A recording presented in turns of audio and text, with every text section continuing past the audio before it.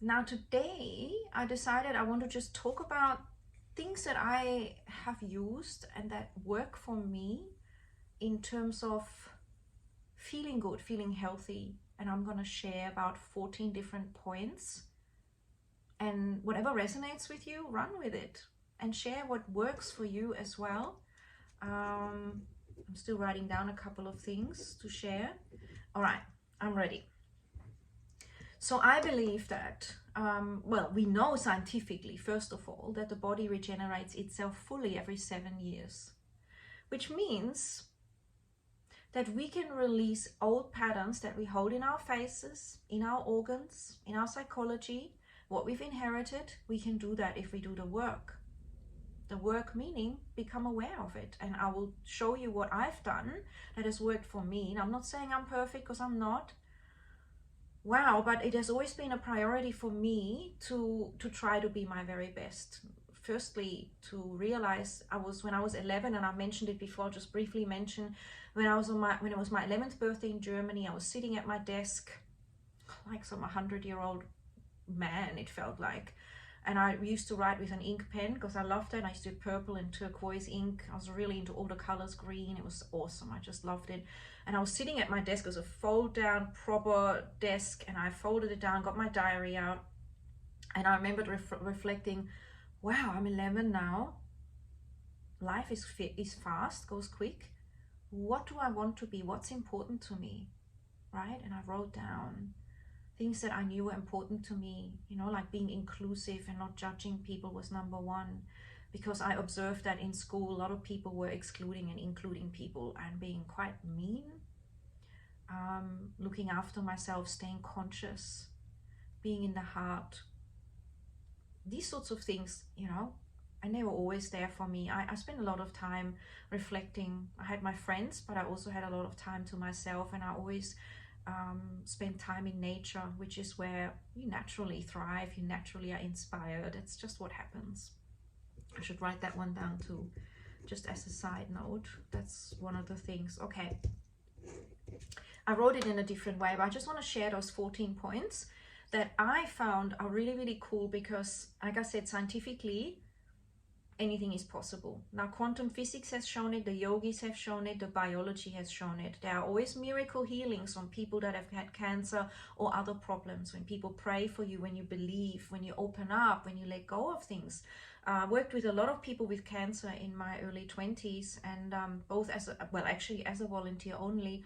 And I learned from them so much, that what they dropped the small stuff. They realized what was important, and they rejuvenated, and their body rejuvenated. And science or medicine and those days would say, oh, you've only got 2 years to live. But no, these people lived much longer, 10, 20 years longer. And they told me, and I love that. I love learning from humans that have realized their full potential, that have realized what makes them alive, what makes them, thrive. So you can do that too. Sometimes we need a challenge to activate that, to realize, man, all these things I've worried about all my life are not that important.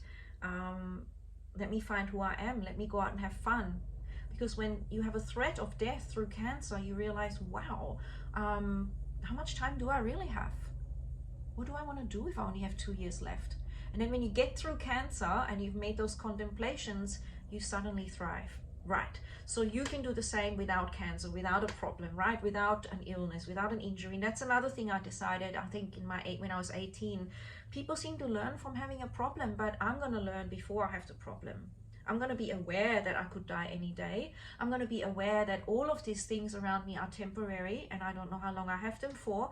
Have the gratitude and make the most, right? And that's truly what I have been doing pretty much mostly.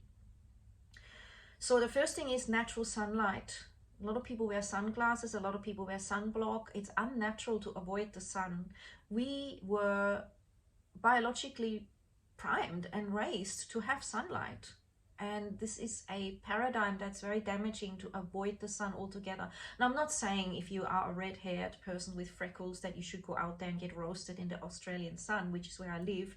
No, but I'm saying try to get 10 minutes of real light in the morning light, which isn't burning yet, 9 a.m., 10 a.m., 11 a.m. Just get a bit of that and measure that, feel that that healthy exposure, maybe under a dabbled light or something, and some evening light where you see the sun going down if you can, where you recognize the actual what's going on in terms of circadian rhythms. So you program yourself with that, but you also receive that vitamin D and the vibrations of that healthy relationship with the sun. Makes such a huge difference. It's a massive antidepressant. Gazing upwards, techniques of the yogi, they will release endorphins. And I've always gazed up most of my life. I've always been a dreamer, looking up at the sky, at the moon, at the butterflies, at the world. And I didn't know it, but that is actually a technique you can use to have more positive energy, to release those endorphins, to open your pineal and pituitary, and to change your brain chemistry. So at night I sleep with the window open unless it's boiling or something. That pranic life force at night and have the fresh air rather than stale and stagnant air makes a huge difference. If you can have it, line yourself up with that. It's amazing. I sleep near a tree, so every morning I feel that incredible fresh air, that tree vibration, and I know I just wake up feeling gratitude and joy, and I breathe in that special air consciously with gratitude. I'm not saying you need that, but I love it and I feel it helps me a lot. So if that resonates and inspires you, please go for it. It's what is in the air is not just the oxygen and the cleansing pranic life force, but there's intelligence and life force that is revitalizing for your whole body. I feel it completely. Again, as a child, I was very in tune with that, and I used to eat fresh from the garden, the fresh sun-warmed tomato. I pluck it, and I just was in bliss. That wasn't normal for a kiddie my age, my era, and probably not even this era. I was probably a big weirdo. But the warmth of the sun in that tomato and that ripe tomato and eating that, I just knew that was the best food in the world. So connecting with that is also powerful if you can grow something in your garden. When you do something with your face or your body, try to use everything as natural as possible. I have never been into blocking my pores with foundation. I believe it blocks the skin and it clogs it up with chemicals. I have worn foundation in my life so rarely, maybe 3 times, 4 times a year, a little bit, and then I wash it off. I don't like it. And if I do, it'll be the most lightest, most natural, because I feel I need it, because I look really, really tired at that time. And yeah, for me, it really shows. I happen to have very sunken eyes and very, thin skin here. So it really shows if I'm tired and the lighting is wrong. It's super obvious in all photos. Even if I feel amazing, my husband keeps saying, you look amazing, but on the photo, it looks like you're really tired. Anyway, that's just my thing. Doesn't matter. We all have our funny things.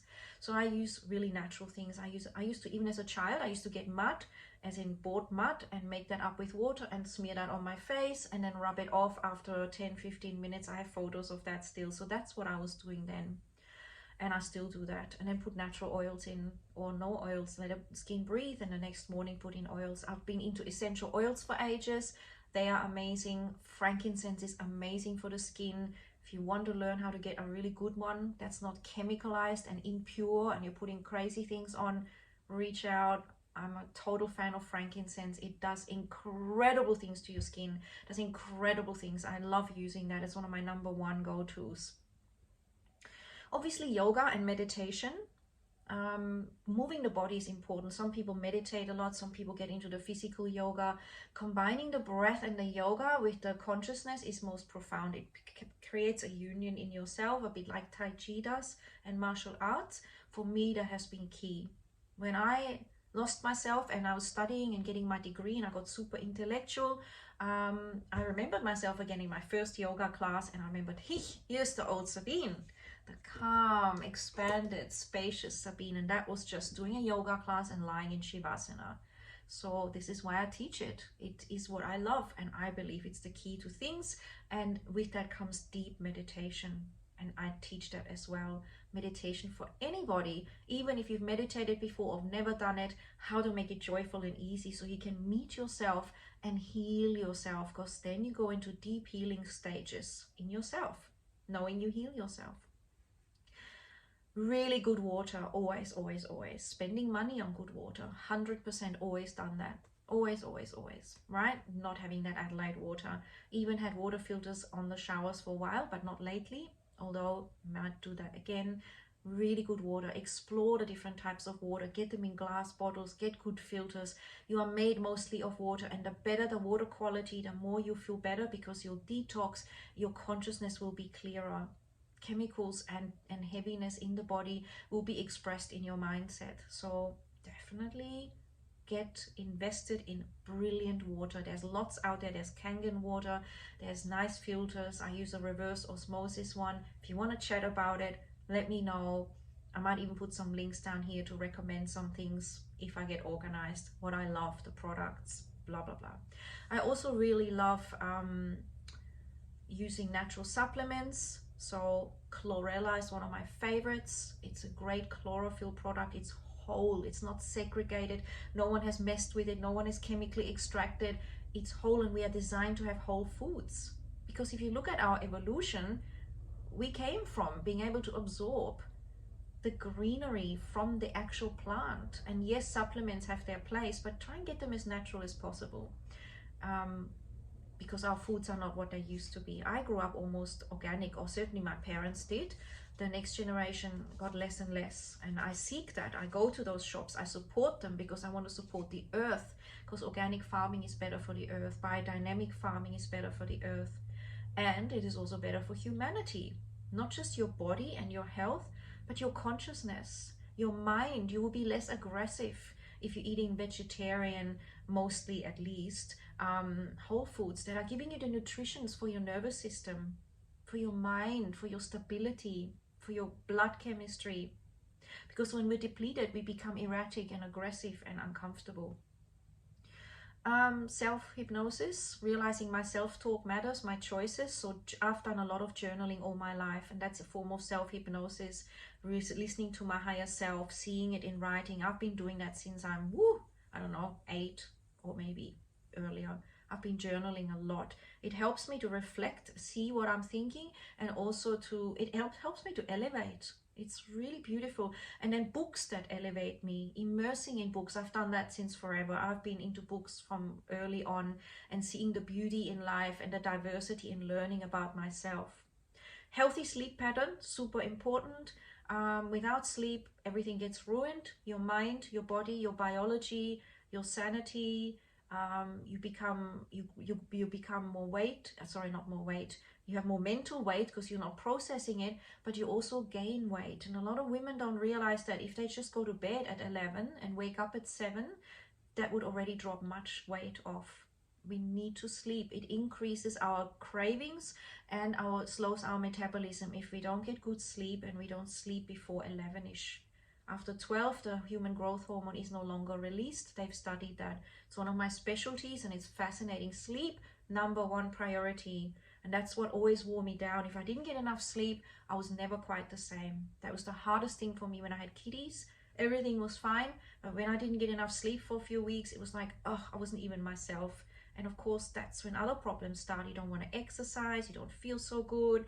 So sleep, I would put on the top of my priority. Self-love, time to yourself, feeling okay to say, I need time to rejuvenate. How can you help me? I need this time to reflect. Asking your kids. I used to ask my kids. I said, hey, we need to all just have an hour in our own rooms, all 4 of us, or the 3 kiddies and me, and we can just do something and then share what we did, a bit of art, a bit of this. Obviously they were old enough, they were all above 5, and it was all safe and beautiful, and all sitting in the same room and napping together, or letting us all do something quiet, all the self-care. Of course, cardiovascular exercise is great. That's one of my weaknesses. I don't do a lot of that, but so far I got away with it, and I do tend to walk quickly because I don't like slow walking. So with that, I kind of possibly make up for it. So get natural stuff, essential oils, get some real sun, take some clean water, take time out, get good sleep, and you will be amazed how young and vital and vibrant and passionate and great you'll feel about yourself naturally. The body is a miracle machine. It does it itself. Nothing can substitute that. Hope you enjoyed. Let me know your thoughts. I'd love to hear from you.